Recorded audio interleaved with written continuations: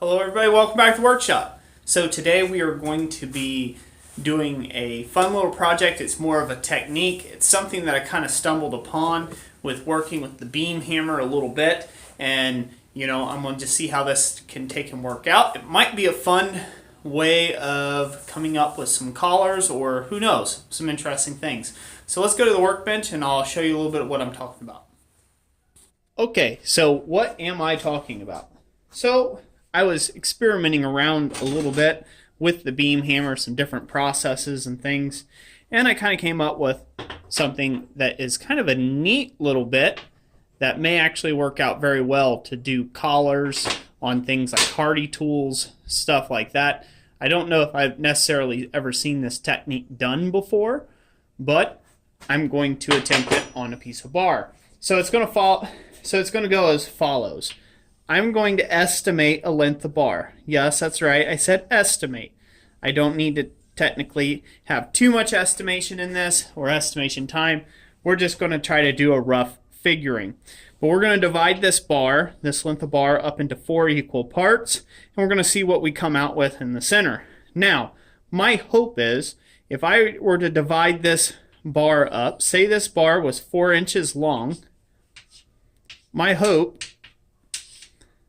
is that I can divide this up into 4 equal parts. So I can put a center punch mark, 1 every inch, to divide this up in 4 equal parts, which that's not 4 equal parts, but forgive me. Go like that. And maybe that one's over there a little bit more, but you get the idea, okay? So we divide this up to where there's 4 segments in this bar. Then what we do is fuller in a 45-degree groove at the juncture of every one of these segments, if you will. Okay? Then what we can do then is collapse those segments back around on one another and come out with hopefully what looks like a really nice square collar that we can hook around another bar then, and potentially be forge welded right on and give us the extra mass that we need. Now, if this works out very well, you can see how this could be very handy. This means you can start with easily found 1-inch square stock material, or like 1-inch square stock material, fit your hardy hole. Most hardy holes are 1 inch in diameter. So not only will it be able to fit down in the hardy hole, but then all you have to do is weld on a collar like this, either with an electric weld or with a forge weld, or hell, you might even be able to drill it and rivet it through, do a through rivet of the piece, and come out with some hardy tooling that can sit flush on the anvil, and then, obviously shape this top end however you want. Just another way of getting the same process done. So this is what we're going to attempt today. So I'm going to get this hot. I'm going to put this under the beam hammer, of course, and I'm going to use a triangular shaped tool, which is essentially like a butcher tool, to take and create these 45-degree depressions all the way down the length here, and then we will try to fold it up and see what we come up with, and hell, we may even just try to weld it up. So, thank you all for watching this video. Hope you guys enjoy it. Stay tuned.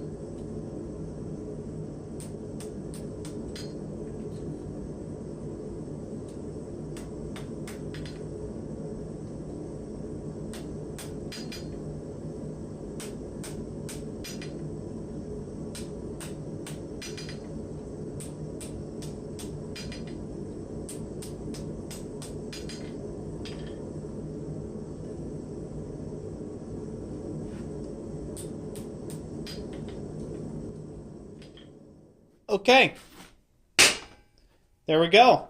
That's what we came up with. So as you can see, this method works out for creating a pretty fat collar around a piece.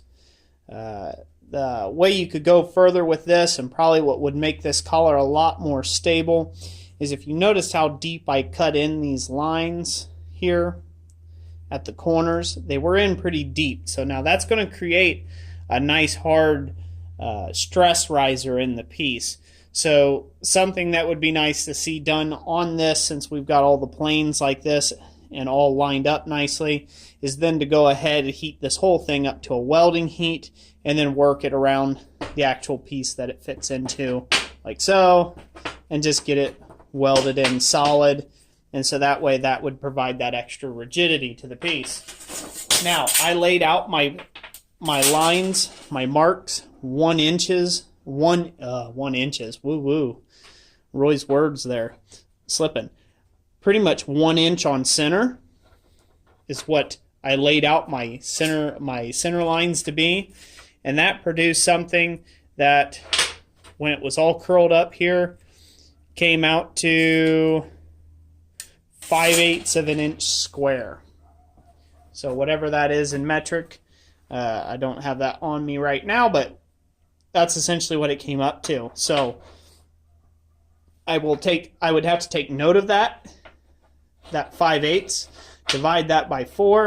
That'll tell me exactly what I need to add on to that center line mark in order to come up to 1 inch interior thickness after the fullers have been done, and so on. So I hope you guys enjoyed this video. Something I didn't mention in the video at all, but if you noticed in the video under the beam hammer, I sheared off the very last part, and I sheared almost completely through on the bar stock, the parent bar stock. That was so this way I could break it off later like you saw there. And then I could also cut off that extra little end. So this way those would come together seamlessly. So that's something to keep in mind there that you're going to have to do. So technically it is 5 cuts. It's 5 fuller marks to come out with a square collar like what you see here. So hope you guys enjoyed this video. Let me know what you think of it in the comment section down below. Like I always say, God bless you all, and we will catch you on the next one.